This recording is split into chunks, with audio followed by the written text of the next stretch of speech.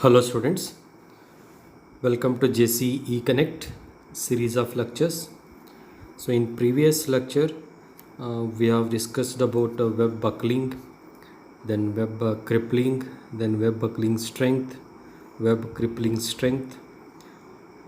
Okay, so some equations we have discussed in the previous lecture, and in this particular session, so I'll be discussing about the determination of moment capacity of a laterally restrained beam, how the moment capacity can be determined, and the equations are being given in IS 800-2007, and that I am discussing in this particular lecture here.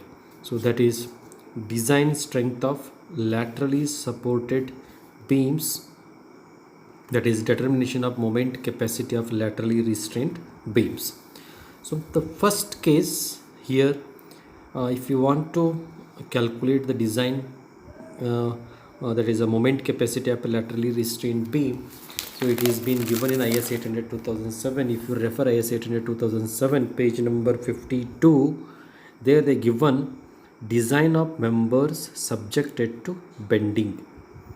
Okay, so in this particular section, that is section 8, about how the design of members subjected to bending can be calculated and all, it has been given here. Members subjected to predominant bending shall have adequate design strength to resist bending moment, shear force and concentrated forces imposed upon and their combinations. Further, the members shall satisfy the deflection limitations, so that is presented in section 5 as serviceability criteria. Members subjected to other forces in addition to bending or biaxial bending shall be designed in accordance with section 9. So in section 9, so all the equations are being given. So in this, if you refer this code, effective span of beams, then the design strength in beam bending and all the equations are being given. So that concise form I am giving here in this particular lecture, that is a design strength in bending, that is in a flexure. If you refer clause 8.2 IS 800-2007 page number 52, so what is being given here, a factored design moment M at any section in a beam due to the external load actions shall satisfy this equation. Okay, this is given where M represents factored design moment. M is factored design moment. Factored design moment. Okay, then where MD is the design bending strength of the section as calculated in accordance with clause 8.2.1.2 of IS 800-2007 considers two cases. Here it considered, if you want to calculate the design bending moment of the section in accordance with the clause 8.2.1.2 of IS 800-2007, where it considers two cases for the design bending strength. What are those two cases? Let us see. The first case it considers, case number 1, when the factored design shear force V is less than or equal to 0.6 times of VD. It means if the factored shear force calculated, if it is less than or equal to 60% of the design shear force or design shear strength of the cross section, and how to calculate this design shear strength we'll see later. Then the second case is when factored design shear force, that is V, is greater than 60% of the design shear strength of the cross section. So the two cases to be considered for the calculation of design strength in bending, that is flexure. So where VD in the above two cases represents the design shear strength of the cross section, which is given by in accordance with clause 8.4 of IS 800 2007. So if you refer IS 800 2007 in clause 8.4, so the how to calculate the design shear strength of a cross section is been given. So let us see each of the cases here. So let us take the first case, case number 1, when the factored shear force is less than or equal to 0.6 times of VD, that is clause 8.2.1.2 IS 800 2007, clause 8.2.1.2. According to this,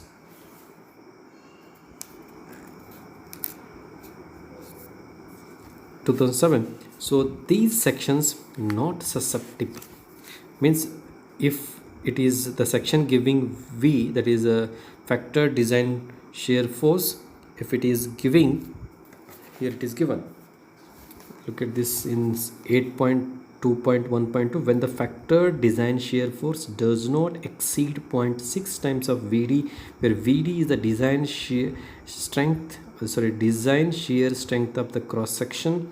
Again, you have to see the section 8.4, the design bending moment strength MD shall be taken as, so that how to calculate MD, that is the design bending moment and all, it is given based on the cases. So here, when the factored shear force is less than or equal to 60% of VD, it means these sections, the sections which giving this much of the strength, these sections not susceptible to web buckling. So what do you mean by web buckling and all, we have discussed in the previous lecture. Please refer that about the web buckling under the shear before yielding. So that is the clause, again the depth to thickness of the web, which should be less than the 67 times of that is epsilon. So this epsilon value, again we have discussed about this in section classification about this one.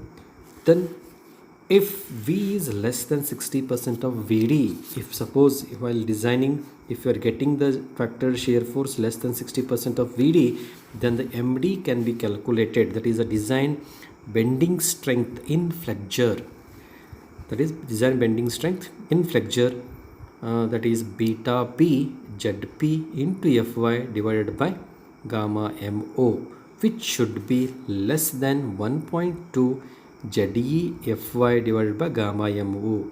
This is for simply supported beam. If you are designing a beam as a simply supported, then the, and if the design shear, that is the factored shear force is less than the 60% of design shear strength of the cross section, then the bending strength, that is design strength in bending or in a flexure, can be calculated according to this formula for a simply supported beam.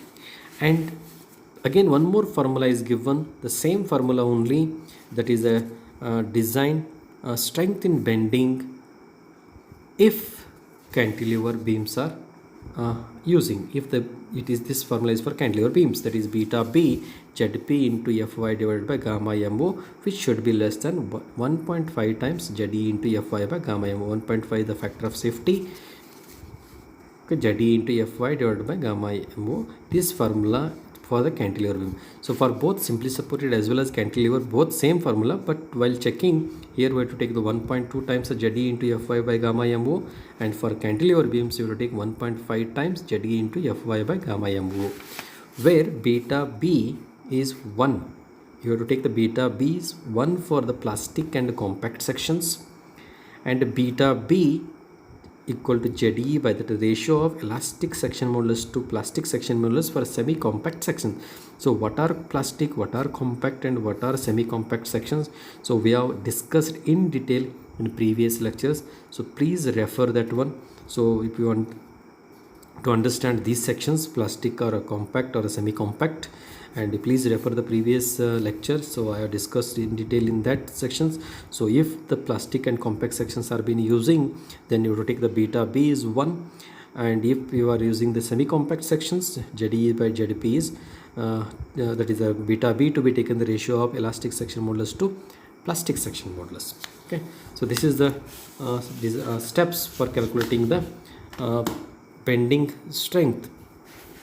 Then next case, if that is case number 2, when the factored shear force is greater than 60% of design strength, that is 0.6 times of design strength of cross section, there the design strength in bending MD to be taken, that is MD is equal to MdV, where MdV will be design bending strength under high shear. See, under high shear as defined in clause 9.2 of IS 800 2007.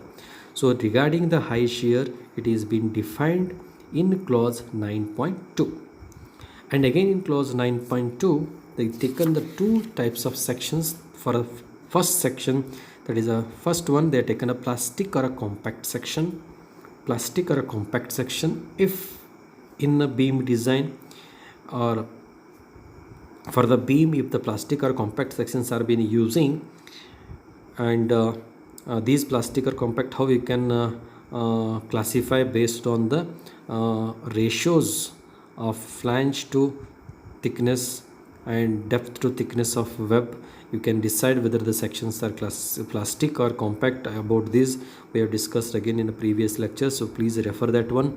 Then once you are using either plastic or compact sections, then also if the shear force, that is factored shear force, is more than 60% of VD, then the MdV, that is MdV is the designed bending strength under high shear. The designed bending strength in high shear, the formula to be taken, this is given in clause 9.2 of IS 800 2007.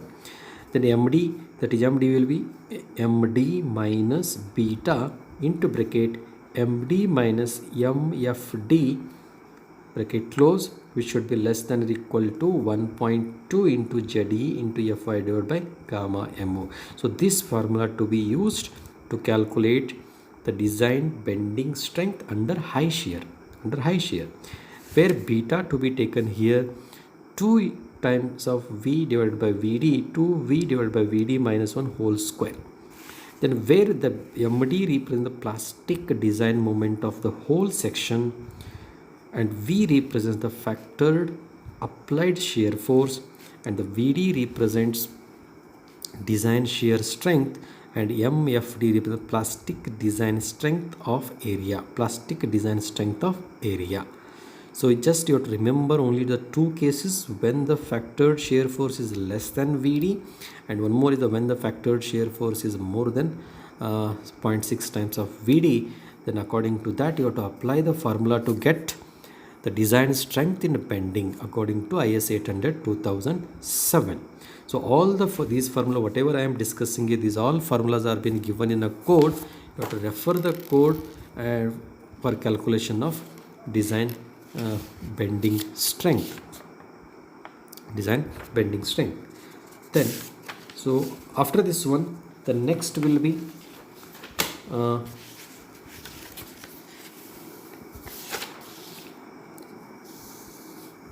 the resistance to buckling. After this one, before this one, this is plastic design strength of area. After this one, so next these formula is for the plastic or compact sections, and the next is for the semi-compact sections. For the semi-compact sections, how to take design bending strength under high shear condition. You have to take ZE into Fy divided by gamma MO. This is a formula, simple formula. ZE, that is elastic section modulus, into yield stress divided by partial safety factor for the material. That is ZE is the elastic section modulus of the whole section. Then Fy you know, that is a yield stress. Then the gamma is a partial safety factor for the material. This is for semi-compact section. Then the second case, the first case we have discussed, that is how to calculate the bending strength, that is the flexure strength in beams. The next is we have to calculate the shear in beam also, because laterally restrained beams are generally subjecting to bending and shear.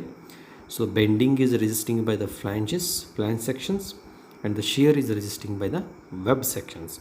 So laterally, as we discussed in earlier lectures, uh, the that is laterally restrained, that is laterally supported beams are being subjecting bending and shear, and no lateral buckling and all, or lateral torsional strength and all, but they are being subjecting to bending and shear. Hence we have to calculate both bending strength as well as shear. Let us take the next case for a shear in a beams. So what the code says, code provisions clause 8.4, shear strength of a laterally supported beam.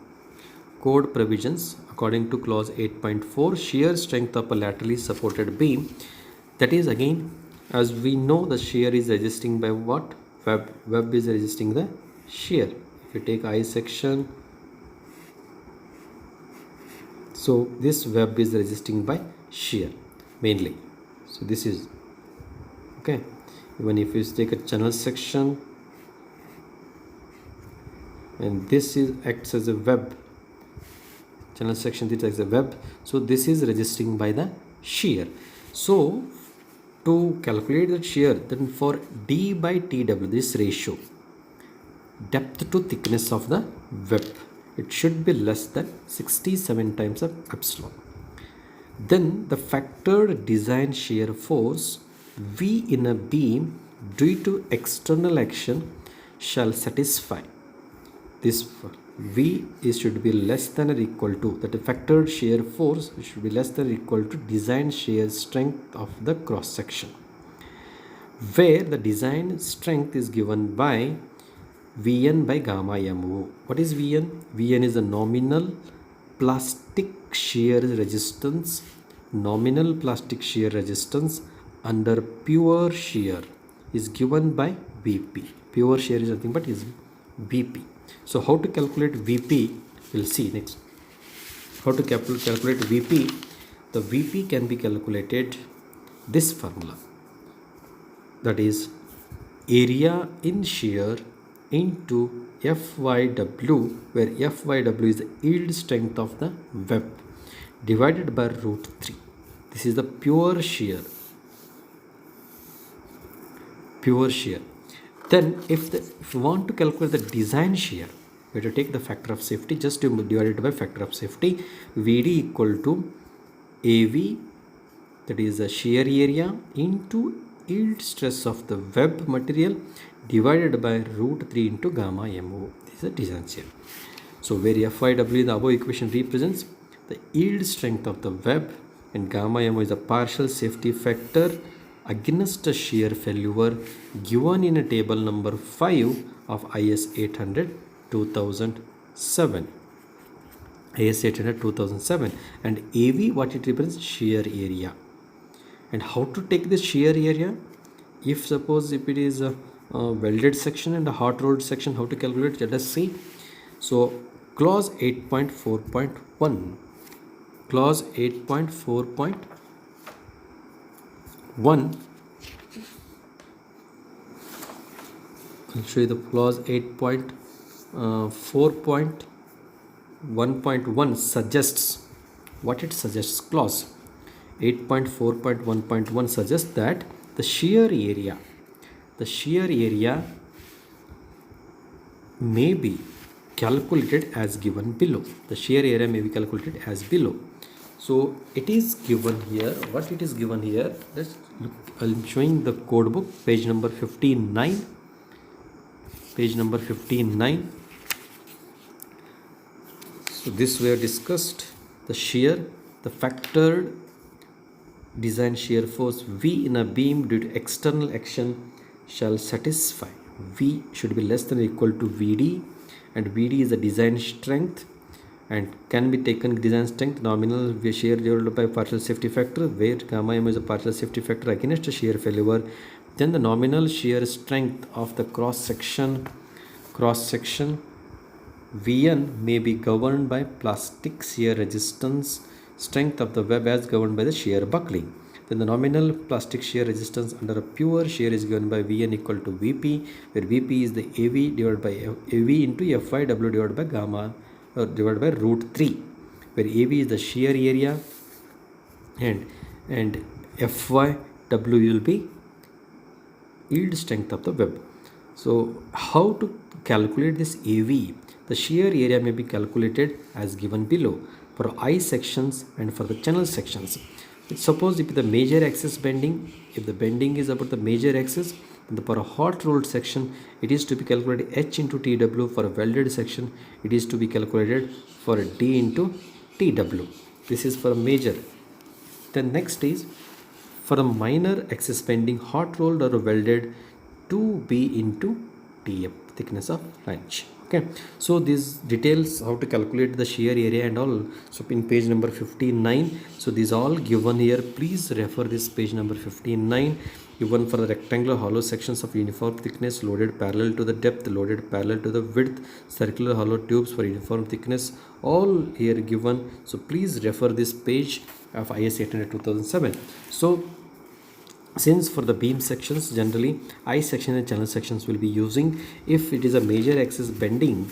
So like this, I sections will be using if it is a major axis bending. For a hot rolled sections, the shear area to be calculated AV equal to H into TW.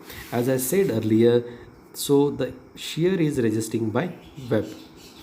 So this much portion is that is resisting by web. So this is the load acting, and these flanges are mainly resisting by the moments both sides. And the shear, when you take this portion, vertical component, so this acts as a compression, that is a column. It acts as a column, or you can say it is acts as a strut also. So it mainly resists the shear. Okay, so for that one, if it is a hot rolled section, then you have to take the shear area as H into TW. That is, H is from distance between, that is overall depth of the section. The overall depth of the section multiplied by thickness of web. If suppose if it is you are using as a welded sections, then how to take the shear area? Suppose this is the welded, so welding is been done here. So this is a assembled one. This is a built up. You can call it as a built up. This is a web area, and this is a flange area. As I said, the flange will be mainly takes the moment both side, and this is the effective. So this much depth, clear depth of web between the flanges, clear depth of web between the flanges. This one for the welded section, D into TW gives you what? Shear area, D into TW.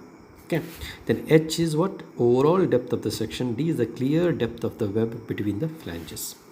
Okay, so I hope you understood this one and how to calculate the shear area and all. Once you get the shear area, so it is easy to calculate the design shear strength of the cross section, design section.